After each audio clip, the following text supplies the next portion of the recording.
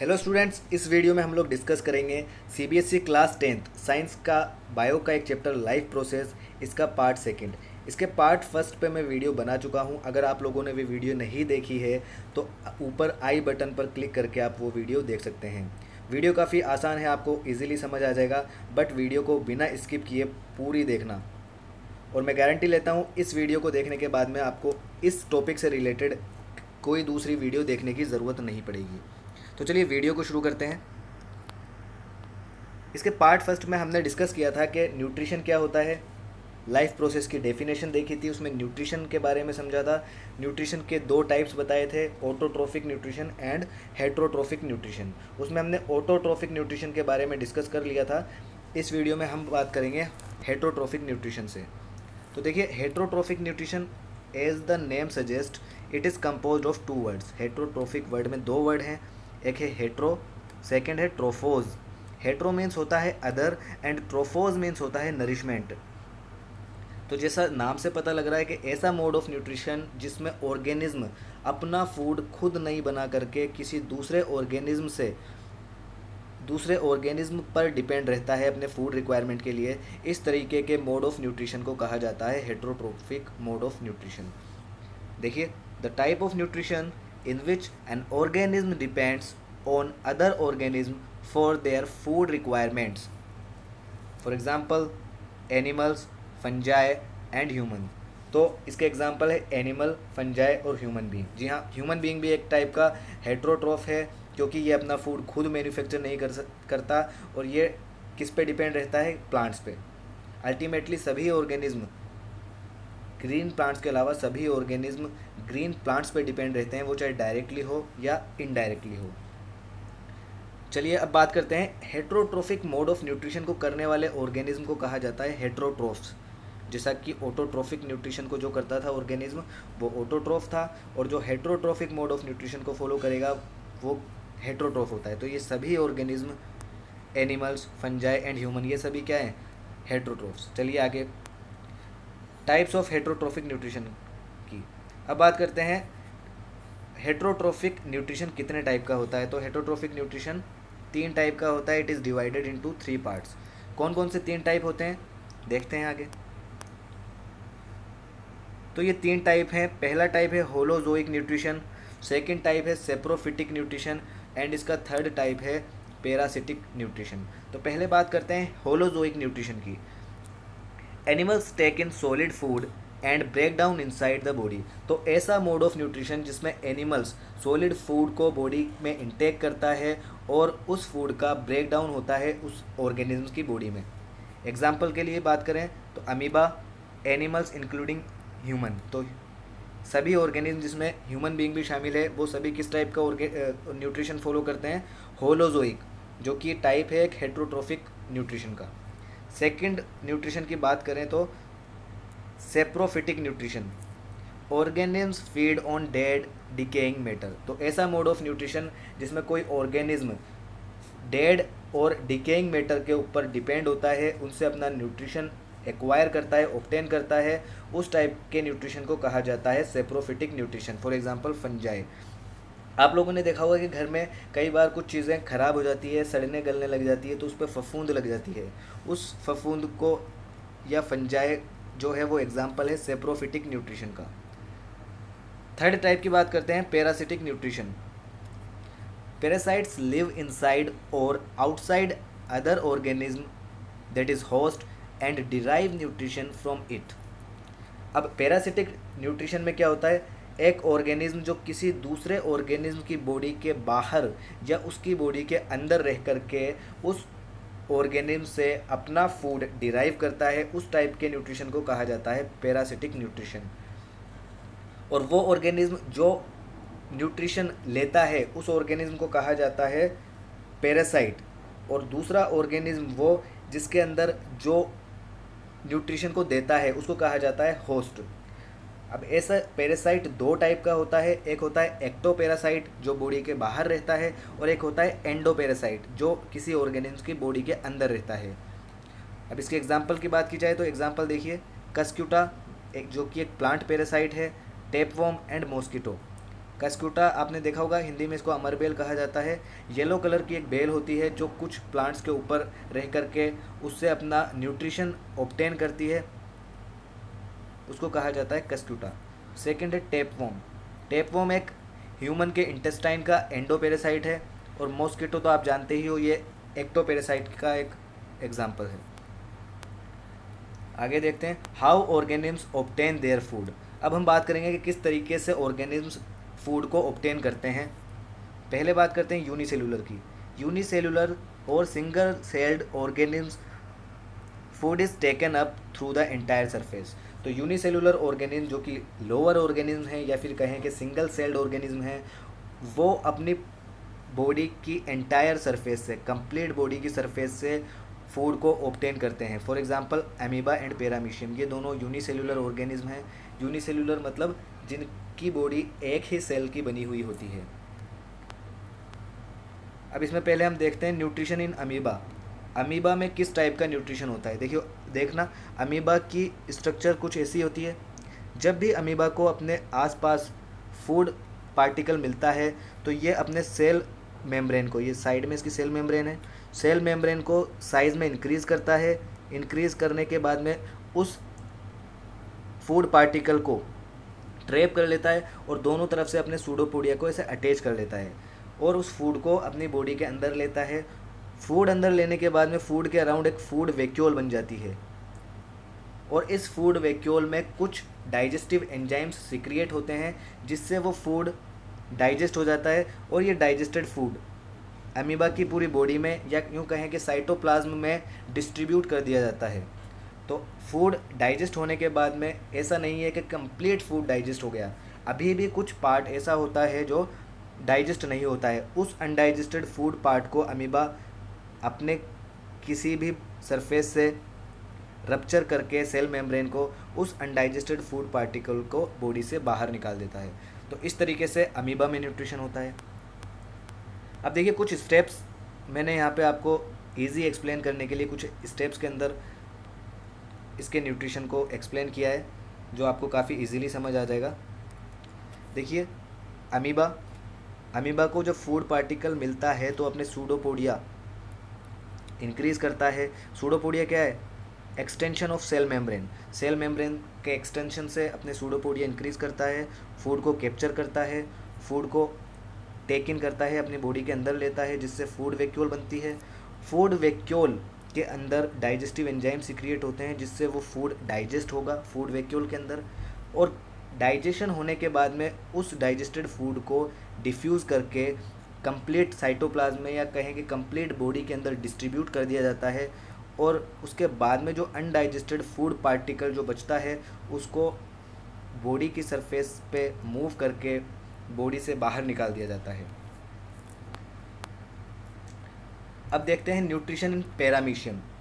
Paramecium भी एक unicellular organism है, इसकी भी बॉडी एक सिंगल सेल की बनी हुई होती है। तो देखिए, सीलिया, इसकी कंप्लीट बॉडी पे सीलिया प्रेजेंट होते हैं। ये देखिए, सीलिया प्रेजेंट है। हेयर लाइक स्ट्रक्चर्स होती है।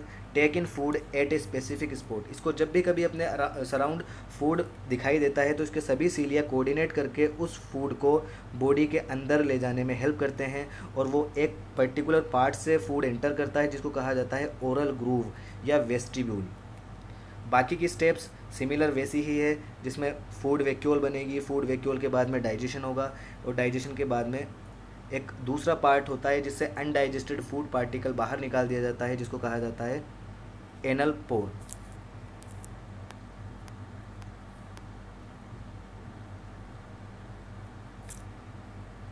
Different organisms utilizes different nutritional processes as it depends upon the source of carbon from where the food is taken। तो जैसा कि हमने ऊपर के दो एग्जाम्पल से देखा कि अलग अलग ऑर्गेनिज्म अलग अलग तरीके के न्यूट्रिशनल प्रोसेसेस को फॉलो करते हैं। ये डिपेंड करता है कि उसका सोर्स जो फूड है वो किस टाइप का है।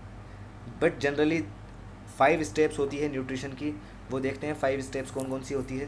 पहली स्टेप होती है इंजेशन, जिसके अंदर कोई भी ऑर्गेनिज्म फूड को इंटेक करता है। फूड को इंटेक करने की प्रोसेस को कहा जाता है इंजेशन। सेकेंड प्रोसेस होती है डाइजेशन। डाइजेशन मीन्स जो कॉम्प्लेक्स फूड इंटेक किया गया था बॉडी के अंदर उसका ब्रेकडाउन। थर्ड स्टेप है एब्जॉर्प्शन, जो डाइजेस्टेड फूड है उसका मूवमेंट होता है ब्लड के अंदर, तो इसको कहा जाता है एब्जॉर्प्शन। फोर्थ स्टेप है एसिमिलेशन। एसिमिलेशन में क्या होता है, ब्लड के साथ एब्जॉर्ब्ड फूड एंटायर बॉडी तक ट्रांसपोर्ट कर दिया जाता है, उस प्रोसेस को कहा जाता है assimilation. Fifth and last step है इजेशन। जो भी अनडाइजेस्टेड फूड पार्टिकल बचता है बॉडी के द्वारा उसको बाहर निकाल दिया जाता है और इस प्रोसेस को कहा जाता है इजेशन। तो 5 स्टेप्स, पहली है इंजेशन, सेकंड है डाइजेशन, थर्ड है एब्जॉर्प्शन, फोर्थ है एसिमिलेशन, फिफ्थ है इजेशन। अब देखते हैं nutrition in human beings. Human being में, मानव में किस तरीके का न्यूट्रिशन देखने को मिलता है। The alimentary canal is basically a long tube extending from the mouth to the anus. Basically human being में जो न्यूट्रिशन की प्रोसेस कंप्लीट होती है वो एक एलिमेंट्री कैनाल, जो कि एक ट्यूब है, उसके अंदर कंप्लीट होती है, जो माउथ से स्टार्ट होती है एनस पे एंड हो जाती है। Various regions are specialised to perform different functions. अब जो एलिमेंट्री कैनाल के कुछ अलग अलग पार्ट है, अलग अलग हिस्से हैं, वो अलग अलग तरीके से स्पेशलाइज्ड हो जाते हैं। क्यों? क्योंकि उनको अलग अलग फंक्शन परफॉर्म करना होता है। तो एलिमेंट्री कैनाल ह्यूमन बीइंग के अंदर न्यूट्रिशन कंप्लीट करने की एक लॉन्ग ट्यूब स्ट्रक्चर है, जो माउथ से स्टार्ट होती है, एनस पे एंड होती है, और इसके अंदर कुछ अलग अलग पार्ट्स अलग अलग तरीके से स्पेशलाइज्ड हो जाते हैं, जिससे वो अलग अलग तरीके का फंक्शन परफॉर्म कर सकें। देखते हैं human digestive system. Human digestive system is composed of 2 parts, 2 part से मिलकर बना है। पहला है एलिमेंट्री कैनाल और दूसरा है एसोसिएटेड डाइजेस्टिव ग्लैंड्स। तो पहले देखते हैं एलिमेंट्री कैनाल क्या चीज़ है। Alimentary canal it comprises of mouth, oesophagus, stomach, small intestine and large intestine. Alimentary canal basically एक कैनाल है, ट्यूब है लॉन्ग, जो माउथ से स्टार्ट होती है और एनस पे एंड होती है, जैसा कि हमने अभी बात की। इसका फर्स्ट पार्ट होता है mouth, then oesophagus, then stomach, then small intestine and then large intestine. ये सभी कुछ इंपॉर्टेंट पार्ट्स है एलिमेंट्री कैनाल के। अब बात करते हैं एसोसिएटेड ग्लैंड्स की। जो डाइजेस्टिव ग्लैंड्स है, इनको एसोसिएटेड ग्लैंड्स या डाइजेस्टिव ग्लैंड्स दोनों नाम से जाना जाता है। तो mainly there are 4 types of associated glands. पहली है सलाइवरी ग्लैंड, सेकंड है गैस्ट्रिक ग्लैंड, थर्ड है लीवर, फोर्थ है पेनक्रियाज। अब बात करते हैं एलिमेंट्री कैनाल की। ये आप डायग्राम में देख सकते हैं। फर्स्ट पार्ट माउथ है, जो ओपन होता है बकल कैविटी में। सेकंड पार्ट है इसका ईसोफेगस। ईसोफेगस के बाद में स्टमक है, यहाँ से ये स्टमक देखिए, स्मॉल इंटेस्टाइन, ये इसके पीछे से स्मॉल इंटेस्टाइन है, ये पूरा कंप्लीट पार्ट स्मॉल इंटेस्टाइन है। ये स्मॉल इंटेस्टाइन यहाँ पे ओपन हो रही है, और ये जो ब्रॉड पार्ट है, ये जो ब्रॉड पार्ट है, ये है लार्ज इंटेस्टाइन। और लार्ज इंटेस्टाइन का लास्ट वाला पार्ट होता है एनस, जहाँ से अनडाइजेस्टेड फूड पार्टिकल बाहर निकलता है। तो ये था एलिमेंट्री कैनाल। अब इसी डायग्राम में हम समझते हैं जो डाइजेस्टिव ग्लैंड्स होती है। तो सलाइवरी ग्लैंड होती है, पहली ये माउथ के अंदर प्रेजेंट होती है। Salivary glands are present in mouth. Second था liver, it is the largest digestive gland. ये ब्राउन कलर का ये स्ट्रक्चर दिख रहा होगा, ये लीवर है। देन ये पेनक्रियाज, ये देखिए यहाँ पे स्टमक के जस्ट नीचे पेनक्रियाज। एंड फोर्थ जो है डाइजेस्टिव ग्लैंड, वो है गैस्ट्रिक ग्लैंड, जो कि स्टमक के अंदर प्रेजेंट होती है, स्टमक की वॉल्स के अंदर प्रेजेंट होती है। तो उम्मीद करता हूँ आपको डायग्राम समझ आ गया होगा। अब एलिमेंट्री कैनाल के फर्स्ट पार्ट की बात करते हैं, माउथ की। माउथ किस तरीके से हेल्पफुल होता है डाइजेशन में। तो देखिए, इनटेक ऑफ होल फूड को इनटेक करने में माउथ हेल्पफुल होता है। फूड माउथ के थ्रू बॉडी के अंदर इनटेक किया जाता है। सेकेंड है टीथ किस तरीके से हेल्पफुल होते हैं, च्युइंग करने में, ग्राइंड करने में, फूड को, कॉम्प्लेक्स फूड पार्टिकल को ब्रेक करके उसको सिंपलर फॉर्म में कन्वर्ट कर देते हैं। अब माउथ के अंदर टंग प्रेजेंट होती है। टंग का देखिए क्या फंक्शन है, रोलिंग ऑफ फूड को रोल करने में, या कहें कि सलाइवा के साथ में फूड को मिक्स करने में। सेकेंड है टेस्टिंग ऑफ फूड किस टाइप का है, बिटर है, सोर है, स्वीट है। तो इस टेस्ट का जो डिटेक्ट होता है वो कौन करता है, टंग। नेक्स्ट है स्वेलोइंग और पुशिंग ऑफ द फूड, तो निगलने में या फूड को पुश करने में डाउनवर्ड्स टंग हेल्पफुल होती है। टंग का एक और फंक्शन होता है स्पीकिंग में, बट चूंकि ये न्यूट्रिशन का पार्ट नहीं है इसलिए हम यहाँ पे 3 ही फंक्शन डिस्कस करेंगे इसके। पहला rolling of food, second testing of food and third है swallowing of food.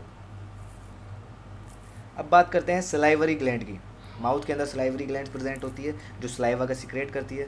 Secret saliva plus mucus, saliva और म्यूकस का सीक्रेट करती है सलाइवरी ग्लैंड। अब ये म्यूकस क्या चीज़ है, म्यूकस देखिए, it is a sticky gelatinous material that lines your lungs, throat, mouth, nose and sinuses.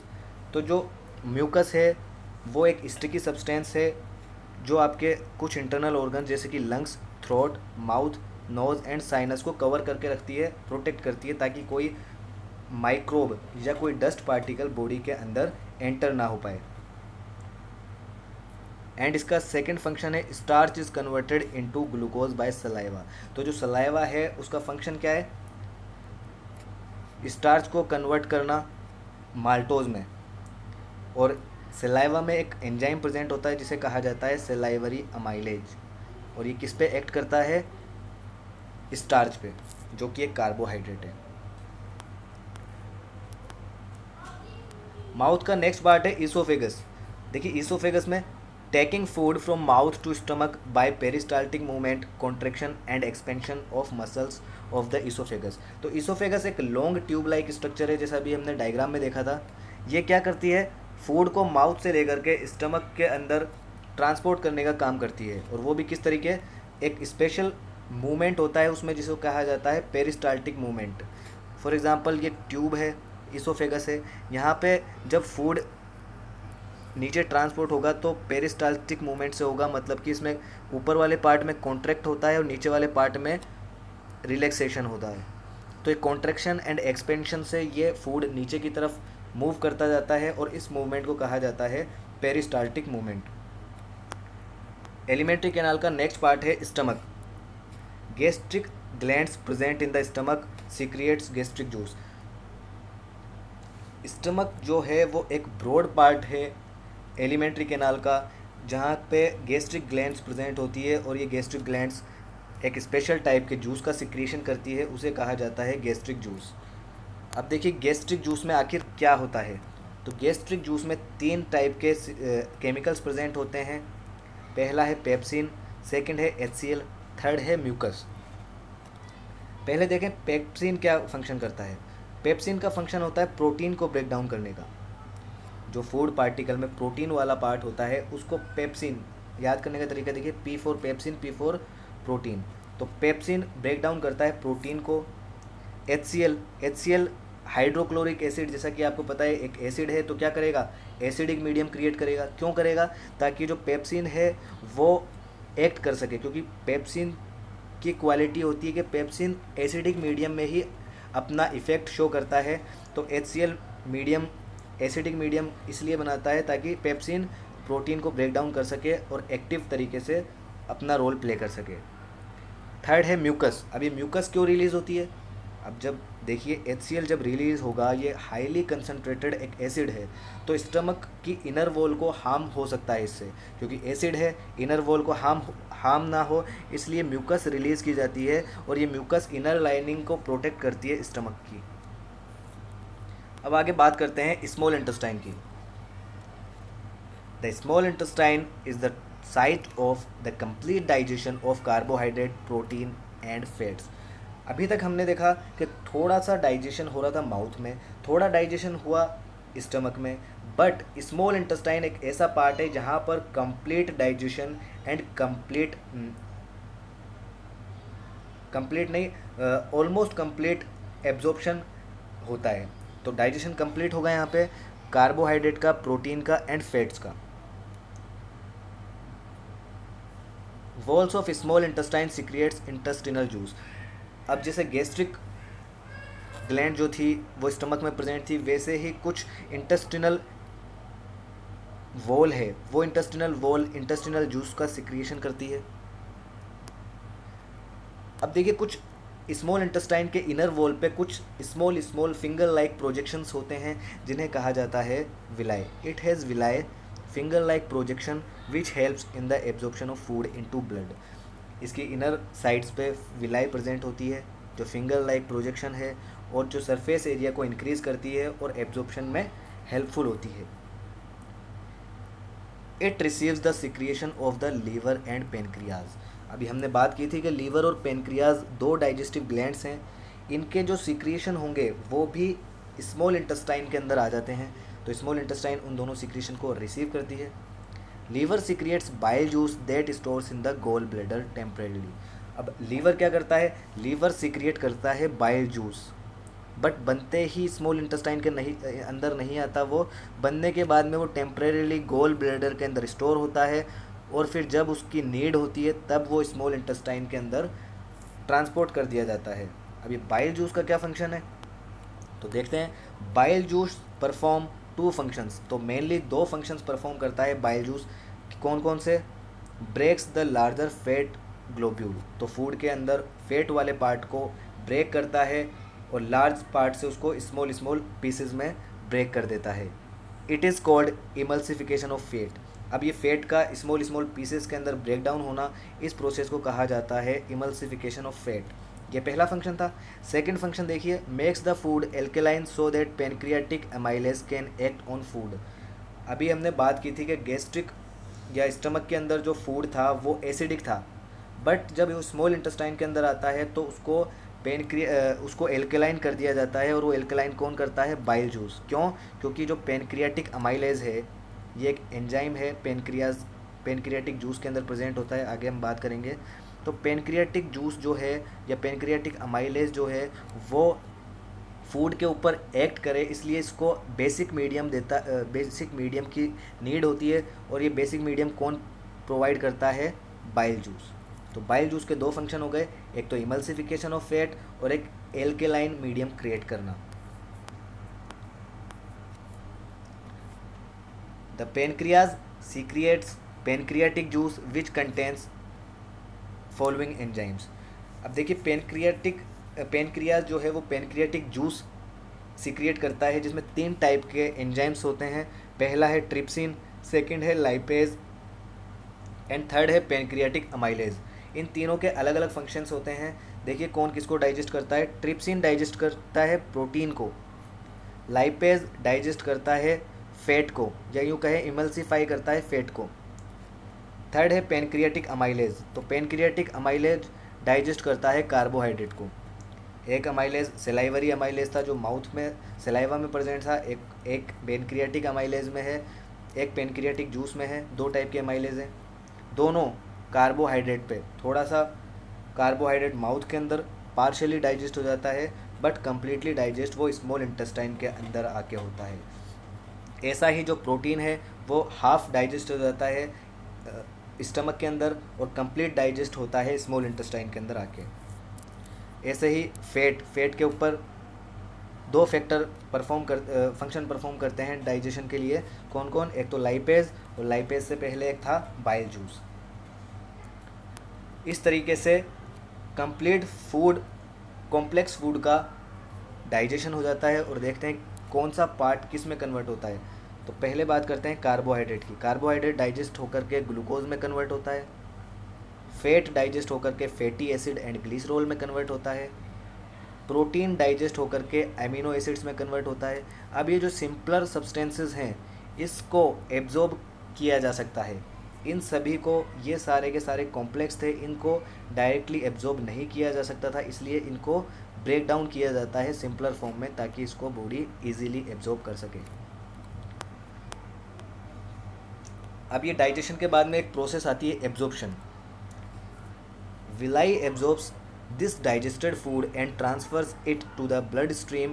Blood carries the absorbed food to the every cell of the body. This process is called assimilation of food. अब जो food digest हो चुका है उस digested food को villi absorb करती है और उसको ब्लड स्ट्रीम के अंदर ट्रांसपोर्ट कर देती है, जहाँ से ब्लड इस डाइजेस्टेड या एब्जॉर्ब्ड फूड को कंप्लीट बॉडी तक या एवरी सेल तक बॉडी के पहुंचा देता है. और इस प्रोसेस को कहा जाता है assimilation of food. Next part आता है लार्ज इंटेस्टाइन। तो देखिए लार्ज इंटेस्टाइन में क्या होता है। लार्ज इंटेस्टाइन साइज़ में तो, लेंथ में तो स्मॉल इंटेस्टाइन से छोटा है, बट क्योंकि ये ब्रॉड होता है इसलिए इसको लार्ज इंटेस्टाइन कहा जाता है। एब्जॉर्ब्स एक्सेस ऑफ वाटर, तो यहाँ पे जो एक्स्ट्रा वाटर बच गया है वो एक्सेस वाटर एब्जॉर्ब होता है। The rest of the material is removed from the body via the anus. अब डाइजेशन के बाद में जो भी मटेरियल, जो भी फूड मटेरियल बच चुका होता है उसे अनडाइजेस्टेड फूड या उसे अनडाइजेस्टेड पार्टिकल या उसे कहा जाता है फिकस। तो जितना भी अनडाइजेस्टेड फूड पार्टिकल जो बचेगा उसको बॉडी से एनस के द्वारा रिमूव कर दिया जाता है, और ये फंक्शन किसका होता है, लार्ज इंटेस्टाइन का। आई होप आप लोगों को ये वीडियो पसंद आई होगी। अगर वीडियो पसंद आई तो इसे लाइक करें, शेयर करें और हमारे चैनल को सब्सक्राइब करें। Thank you.